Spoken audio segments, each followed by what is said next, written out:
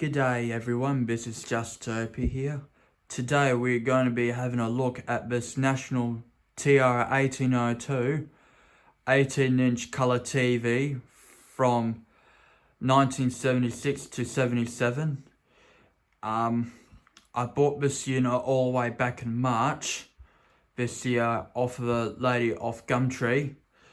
Went to go pick it up a few days later, and the unit was completely caked with dust on the electronics inside the unit, and the CRT as well. It was thick with dust. I knew it was pretty bad. So I spent about a day cleaning that out.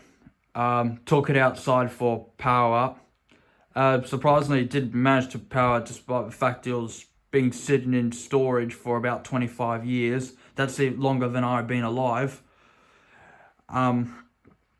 But I had a few issues with it. First issue was that occasionally there will be a squeal coming from a flyback transformer, like a really high-pitched squeal, and the picture will just shut off and restore. And sometimes the unit won't even turn on at all because of a high voltage trip. And what was causing that was badly twisted high voltage wires that's feeding from the flyback transformer to drive your focus circuits and other various circuits of the unit, but require high voltage power. And the shaking problem, I only got to around about troubleshooting this problem recently. One of the faults was that there was cracked solder joints in the vertical circuit, and this bad capacitor right here. When I took this capacitor off, the pin just came straight out of a hole, so yeah, that's toast. I went to Alltronics yesterday and got a new capacitor for it. It's a 330 microfarad 50 volt capacitor, and seemed to do the trick. This might be a shock to my fellow American, UK and European viewers here, but when this television was brand new in 76, colour TV had only been in Australia for a year. Yep, that's right. Colour TV did not come to Australia until 1975. And by then, a lot of other countries still had colour TV, even during the 60s and 50s. In some circumstances before you even got TV. So Aussies were still watching in black and white. Even when this unit was brand new, there was still quite a fair few people still watching in black and white because colour was still only a new thing to Australia then. Alright, that's enough of me talking. Let's turn this unit off.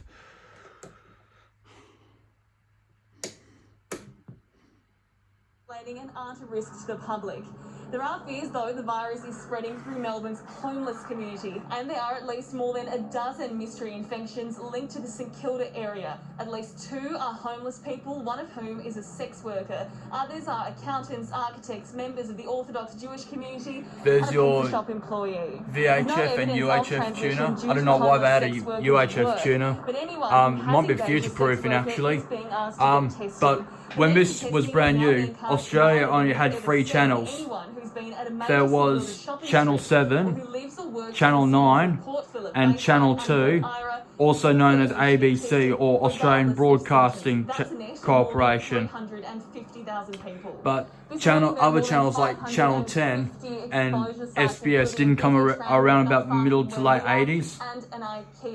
Testing has been strong, almost 50,000 tests, and with queues like this, we could likely see those numbers hopefully continue to increase over the coming days.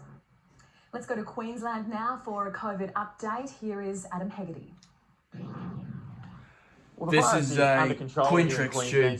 Quintrix was a type of CRT tube that was distributed by Panasonic. There was another one called Panacolor, or in Australian circumstances at National.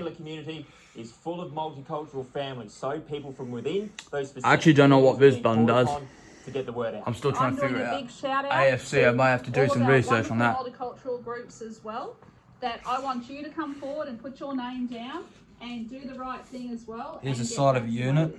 Another big focus today, though, is of course on the New South Wales Queensland border, and if you can believe it, it will The be wood veneer is in soon very good the shape. federal There was government no reaching peeling out veneer or to anything like that. to man the So it was in checkpoints very good with physical almost shape. It was just very everyone, dirty. essential workers from New South Wales out, and that's naturally causing a lot of friction in that Gold Coast Tweed border community. Business is really struggling, and they've gathered today to demand more help. But the whole border community is doing it really tough. We cannot work, we cannot come home, our livelihoods are being affected.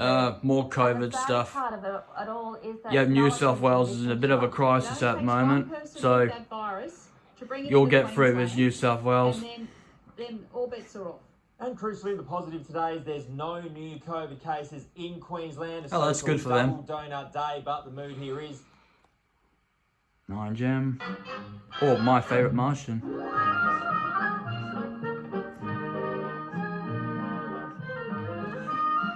Alright, that's a wrap. Done for this video. Let's turn the unit off. Thanks for watching. More to come later.